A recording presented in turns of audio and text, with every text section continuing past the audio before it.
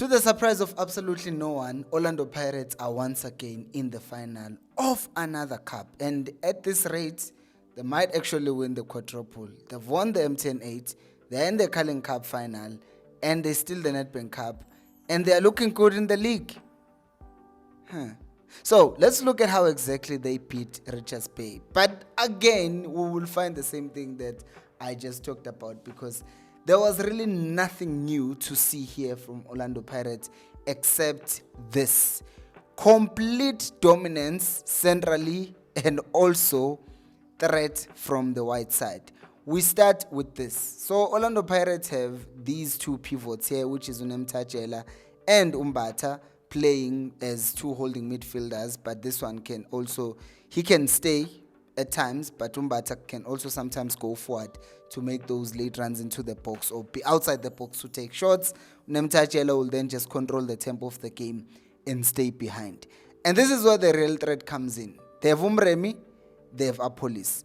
These two guys in any other team, they would be played on opposite sides. Umremi would be played this side, which is what he did at Amazulu, then cut in and then shoot. Apolis at Polokwane City and Bafana, he plays on the left and then he cuts in. But no, not with Wadu. Wadu actually wants his players to be on their strong foot. And we see this with the goals that they are scoring and the goals that Muremi actually scores in this game. And then you will see the fullbacks. They are more traditional at Pirates. They stay wide and they overlap. And by traditional, I don't mean they stay back and they defend. No, I mean they actually overlap. Because in modern football now, fullbacks usually invert and add numbers into midfield. But no, at Pirates, they are going wide. In fact, even at Sundowns, they do that with the one on the right, Umtao. But on the left, with Umotiba, they actually make him invert. Which brings us to this part.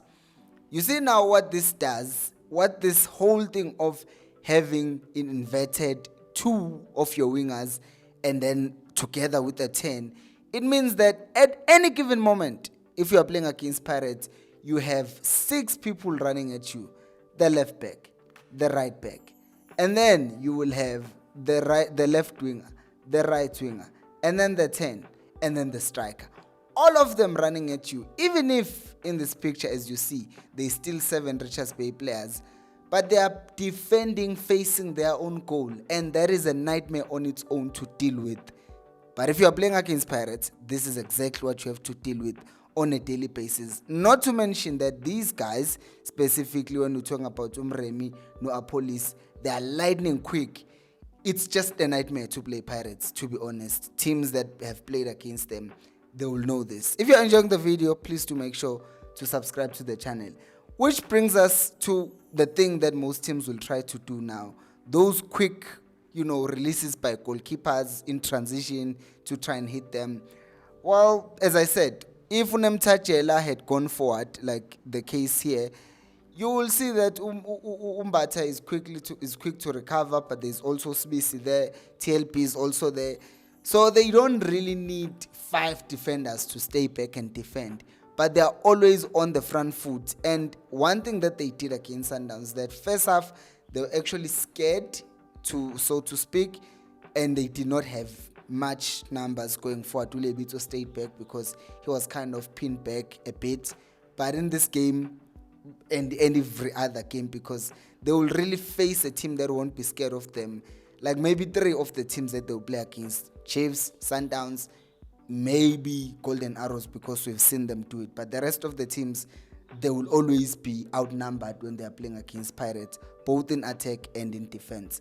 Which brings us to this, what I was talking about. Having your right-footed player running into the ball so that they can hit it, and also having your left-footed player running towards the ball so that they can hit it. Because if Umbuli plays this pass, this through ball here, right? Since this is Ndaba and he's left-footed, when he runs into this ball, he can just run to it and hit it. But if you are right-footed here, you have to now cut in. And that moment in professional football is long enough for the person who's marking you to recover and come back. But under Wadu's system, as you see in this goal, you see that now Apolis has dropped and then he's playing a diagonal ball. And since this is dropping on Muremi's left foot, He doesn't have to fix it and cut in and control it to his strong foot. It's already on his strong foot. So all it does is just pushes the ball and he hits it as hard as possible. Because even here, if you see here, it's just Undaba who did not do the job here, because he gets the through ball and then he wants to come back inside, which is what I was talking about. He's playing as if he's right-footed, which is bring the ball to your right foot and then try to do something.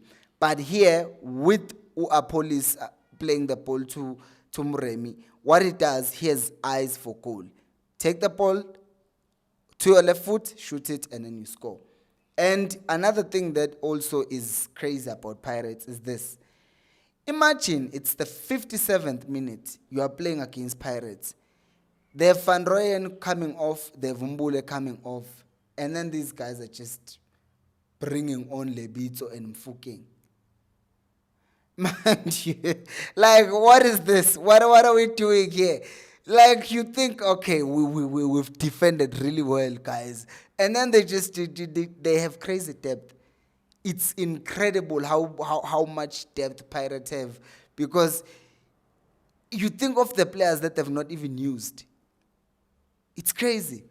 It really is crazy, and it's why Pirates might actually win the league this season if Sundowns continue playing the way that they're playing. But what did you guys think of the game? Do let me know down on the comment section below, and subscribe to the channel, and also check out these videos that YouTube think you might like. I will see you on the next